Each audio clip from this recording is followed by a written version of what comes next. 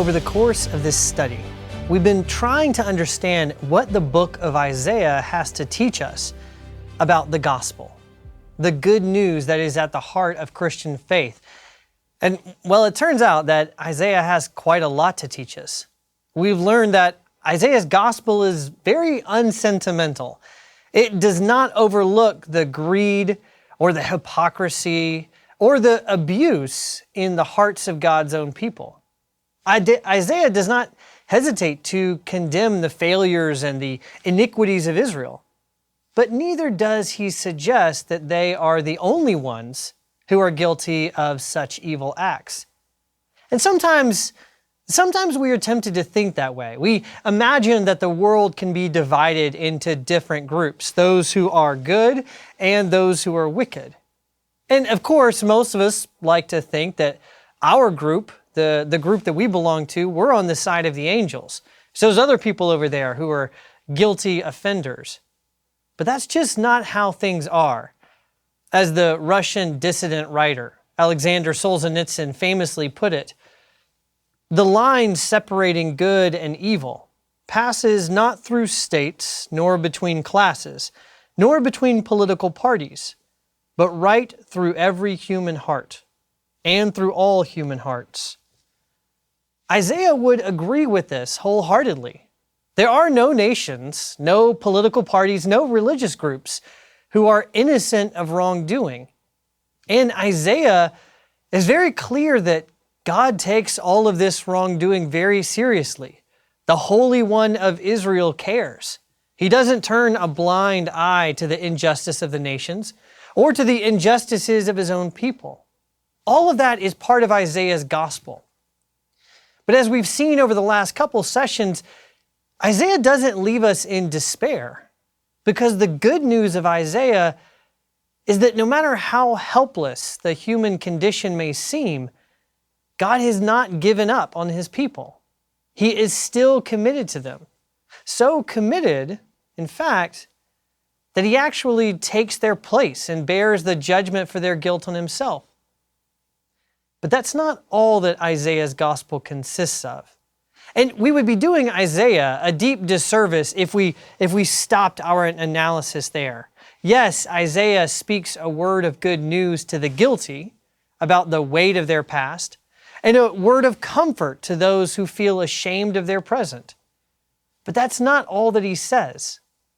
The good news of Isaiah doesn't just address the guilt and shame for the past and present misdeeds of our lives. Isaiah also has a lot to say about our future. To a fearful and discouraged people, to these exiled people of Judah, he brings a word of hope, a word about the future. And that's going to be the theme of this, our sixth and final session on the book of Isaiah. We're going to talk about what Isaiah has to say about the future and how what he says affects the way that we live in the present. In Romans chapter 8, the Apostle Paul says something very curious. He says that we are saved, or that we were saved, in hope. Now, this is a profound claim. In fact, Pope Benedict XVI, he devoted an entire papal encyclical just in trying to unpack the meaning of this claim in Romans chapter 8. And in his introduction, Benedict explains the importance of hope for Christian redemption. Redemption, he says, is offered to us in the sense that we have been given hope, trustworthy hope, by virtue of which we can face the present. The present, even if it is arduous, can be lived and accepted if it leads toward a goal, if we can be sure of this goal, and if this goal is great enough to justify the end of the journey. Now, maybe this sounds like a very religious thing to say, but actually what Benedict is talking about is true for everyone, religious or not. We all live our lives in anticipation of some kind of future goal. That goal may be a grand one, like the goal of perfect equality or the goal of the eradication of poverty and disease. Or maybe that goal is much more modest. Maybe the future hope that we envision is limited to our own personal success or prosperity. or that our own children would be happy and successful. But hope for the future is universal. It's what motivates people in their daily life. So it shapes the actions and the strategies of corporations and political parties. They have a goal. They have a future that they're envisioning. And Isaiah, the prophet, is no different. He too is given a specific vision of the future that he wants to communicate. It's something he refers to repeatedly in his prophecies. But there are a couple of key passages where he really focuses on it. The first one comes in Isaiah chapter 11, which begins by speaking of a future king who would come from the line of David and would bring righteousness and justice and deliverance for the poor. And then Isaiah says, "The wolf shall dwell with the lamb, and the leopard shall lie down with the young goat, and the calf and the lion and the fattened calf together, and a little child shall lead them. The nursing child shall play over the hole of the cobra, and the weaned child shall put his hand on the adder's den. They shall not hurt or destroy in all my holy mountain. For the earth shall be full of the knowledge of the Lord as the waters cover the seas." There have been a number of utopian visions in modern history put forward that have captured people's imaginations. Francis Bacon, for instance, dreamed of a society where scientific reason and technological innovation would bring an end to human suffering, would enable people to live at peace with one another. You see it all the way from Francis Bacon through Star Trek.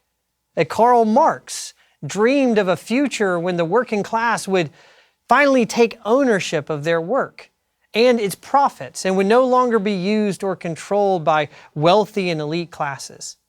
Martin Luther King envisioned a future in which the content of a person's character, not the color of their skin, would be the only criterion by which they are judged. Now, these are all idealistic visions of the future, but none of them can compare with what Isaiah is saying here in Isaiah chapter 11. Because whereas all of these visions hope for a world that would bring greater equality and peace, none dared to imagine a world in which there is simply no violence whatsoever, not even within the animal kingdom. And notice what Isaiah is suggesting here. He's not just saying that violence will cease.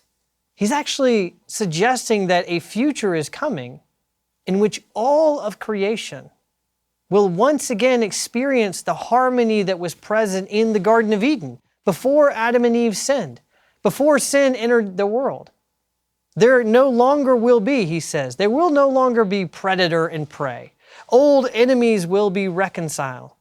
In fact, even the ancient enmity between the serpent and the woman talked about in Genesis 3 will be gone.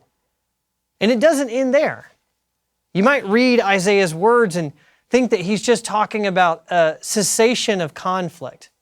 But it goes deeper than that. When Isaiah says that a young child will put his hand over the adder's den and that the earth will be filled with the knowledge of the Lord, he's saying that a time is coming when human beings will finally be living into the purpose for which they were created, exercising dominion over creation and the animals, and filling the earth with the reflection of God's own glory, with the knowledge of the glory of the Lord. It's incredible, really. No modern utopia can hold a candle to the audacity of this vision. None would even dare try. And then later on in Isaiah chapter 35, we once again get a brief description of the future that awaits God's people. Now, on that occasion, Isaiah prophesies that a future is coming when all of the pain and all of the harm that people have suffered will suddenly be reversed. The blind, he says, the blind shall see, the deaf shall hear, the lame shall stand up and leap around for joy. And then Isaiah starts to talk about a place, Zion, Jerusalem, the city of God, he calls it. And here's what he says about it. No lion shall be there, nor shall any ravenous beast come upon it. And the ransomed of the Lord shall return and come to Zion with singing. Everlasting joy shall be upon their heads. They shall obtain gladness and joy, and sorrow and sighing shall flee away. This isn't the last time that Isaiah speaks of a future for Jerusalem. If you look near the end of the book, at chapters 60 through 62, you'll notice that the theme and the message is the same. In those chapters, Isaiah, once again, he's talking about the future. He says that God will restore the city of Jerusalem, that He will restore its honor, that He will take away its shame, that the people who dwell there will live in perfect peace and will be free from suffering and pain. And He says that the nations will flock to this city and they will join in its worship. And of the citizens of that city, He says, and they shall be called the holy people, the redeemed of the Lord, and you shall be called sought out, a city not forsaken. In some sense, this vision of the future, it's very similar to what we saw in chapter 11.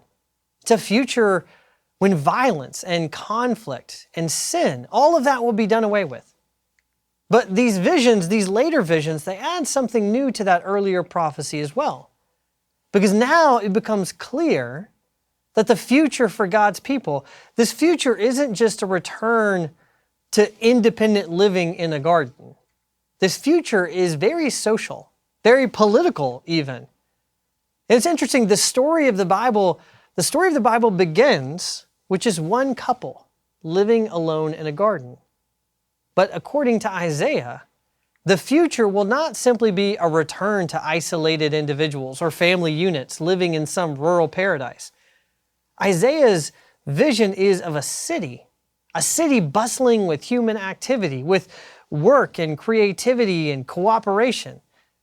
And Isaiah is not alone in this vision. If you read to the end of the book of Revelation, at the very end of the Bible, you find the same thing.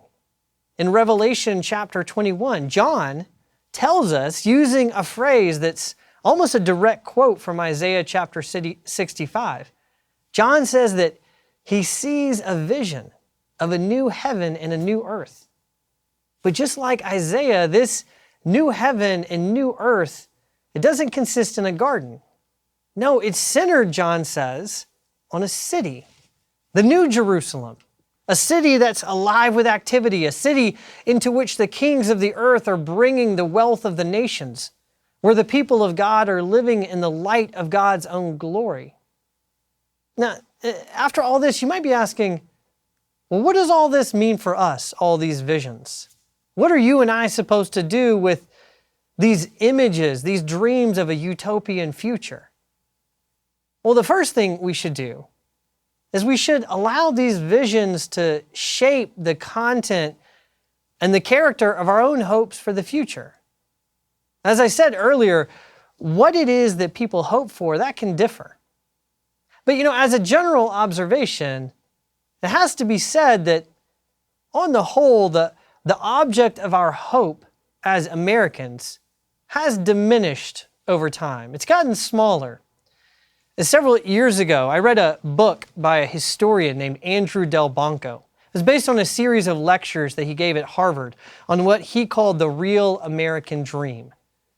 Now, in those lectures, he said that the hopes of Americans, the American hope had changed over the years.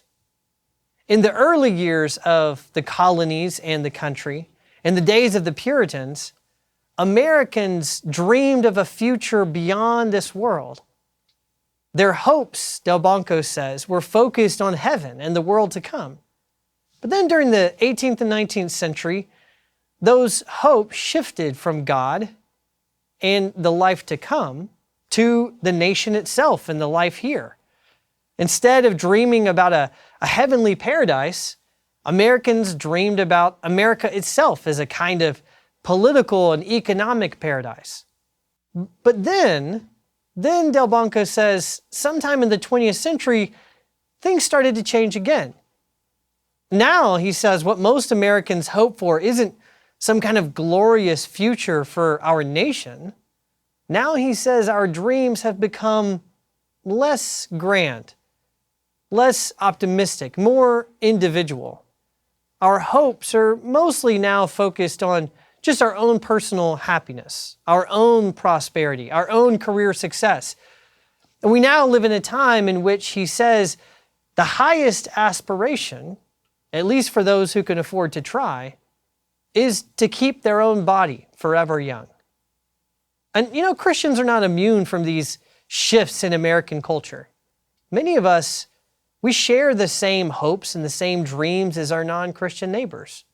We dream of expanding our business, of building a new home, of celebrating our kids' acceptance into some kind of prestigious university, of happy times that we will spend with our grandchildren. And none of these things are bad, of course. They're good things to desire, but they are very different from the dream that Isaiah describes and his visions that he lays out of a new heavens and a new earth and a renewed Jerusalem. And they're also much more self-centered. Our hopes tend to be centered on ourselves and our families. But Isaiah wants us to expand our hope. He wants us to dream of something much greater, to adapt and kind of change a little bit. A saying of C.S. Lewis, you could say that what Isaiah is teaching us is not that we hope for too much, but actually that we hope for too little. Of course, some people might respond and say, well, the kind of future Isaiah describes, it's just too optimistic. It's too utopian, too otherworldly. And someone might say that focusing our hope on that kind of future, that just leads to ignoring the real problems and the real injustices that need to be addressed here and now. That modern critics have often leveled that charge against Christianity. That's why Karl Marx said that Christianity is the opiate of the masses. Because if you get people to spend their time thinking about some idyllic future world, all you're really doing is numbing them to the problems that they currently face. You're training them to be passive and quiet and accept the world as it is. But that's entirely wrong. Isaiah doesn't give Israel this hope so that they'll become complacent. That's not how hope works. Hope, real hope, doesn't encourage us to just accept our lives as they are. It's actually quite the opposite. The visions of Isaiah should actually make us even more discontent with the iniquities that plague our world and our own lives. Not less discontent. We should be more discontent. For, as the Catholic Archbishop Charles Chaput observes, hope is a choice, a self-imposed discipline to trust in God while judging ourselves and the world with unblinkered, unsentimental clarity. Now, in some ways, you could say that is precisely the goal of the entire book of Isaiah. That is what this fifth gospel asks of us. It asks us to make a choice. In what, it says, in what will we place our hope? Will it be in our own resources? Will it be, as Israel was tempted to do, in some kind of mighty political leader? Or will we choose to put our trust in God and in the promises that He makes through His prophet Isaiah, all the while judging ourselves and the world around us with unblinkered, unsentimental clarity? Now, that's what Isaiah offers us. Now, that's what makes this book such good news, because that is the message of hope that it offers. And that is how it enables us to live in the present.